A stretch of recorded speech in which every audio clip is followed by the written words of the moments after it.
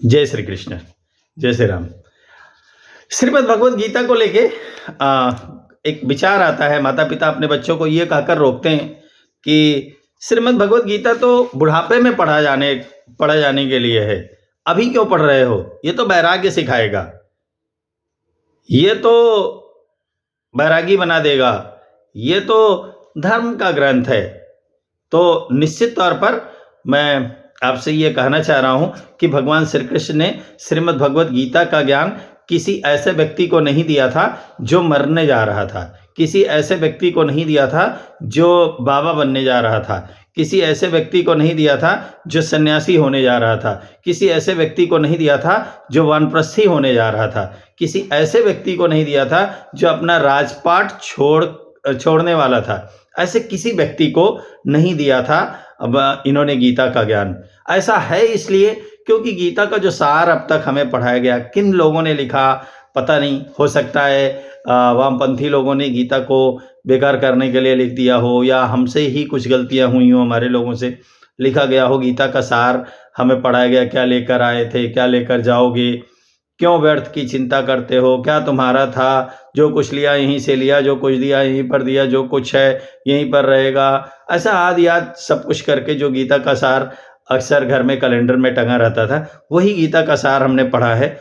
जबकि पूरी गीता कर्म को प्रेरित करने के लिए कह रही है। जब आप अध्याय 1 में आप जब 29वां अध्याय 1 का 29वां मंत्र आप पढ़ेंगे, जब अर्जुन जी कह रहे हैं कि दृष्टेम स्वजनम कृष्णम युत्सुम समुपस्थितम सीदंतिमम गात्राणि मुखम चा परिशुष्यते वेप उच्च शरीरे में रोम हर्षच जायते। अर्जुन जी कह रहे हैं, हे कृष्ण, युद्ध क्षेत्र में डटे हुए युद्ध के अभिलाषी इस स्वजन समुदाय को देखकर मेरे अंग शिथिल हुए जा रहे हैं और मुख सूखा जा रहा है तथा मेरे शरीर में कंप एवं रोमांच हो रहा है।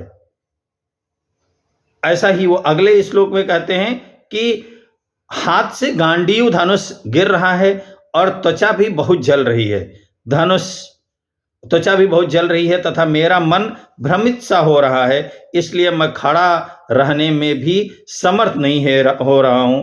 हे केशव, मैं लक्षणों को भी विपरीत ही देख रहा हूं तथा युद्ध में स्वजन समुदाय को मारकर कल्याण भी नहीं देखता। एक ऐसे व्यक्ति को भगवान श्री कृष्ण ने गीता का ज्ञान दिया है जो राजा होने वाला है, जो युद्ध के मैदान में खड़ा है, जो महाबली है, महान धनुर्धर है उस समय का, और वो धर्म से विमुख हो रहा है।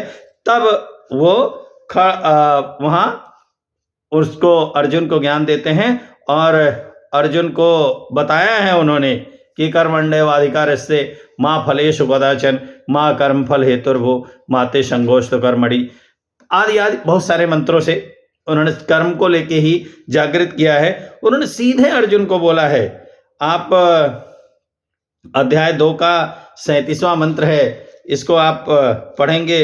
हतो वा प्रापश्य स्वर्गम जीत्वा वा भोच्छवे महीम तस्मा दुष्टित कौन्तेय युद्धाय कृत निश्चय। या तो युद्ध में मारा जाकर स्वर्ग को प्राप्त होगा अथवा संग्राम में जीतकर पृथ्वी का राज्य भोगेगा। इस कारण हे अर्जुन, तू युद्ध के लिए निश्चय करके खड़ा हो जा। जय पराजय, लाभ हानि, सुख दुख को समान समझकर उसके बाद युद्ध के लिए तैयार हो जा। इस प्रकार युद्ध करने से तो पाप को नहीं प्राप्त होगा। ऐसा भगवान श्री कृष्ण समझा रहे हैं। तो निश्चित तौर पर भगवान ने कहीं भी यह नहीं कहा है कि ये गीता किसी वृद्ध के लिए है, यह मरते समय किसी को सुनाई जाने वाला ग्रंथ है, इसको सिरहाने रख के सोना चाहिए। ये पढ़ने के लिए है, बच्चों को पढ़ने के लिए है, विशेषकर युवाओं को पढ़ने के लिए है, गृहस्थों को पढ़ने के लिए है। क्यों? क्योंकि ये कर्म को प्रेरित करता है, ये जीवन की व्यवस्था को बताता है।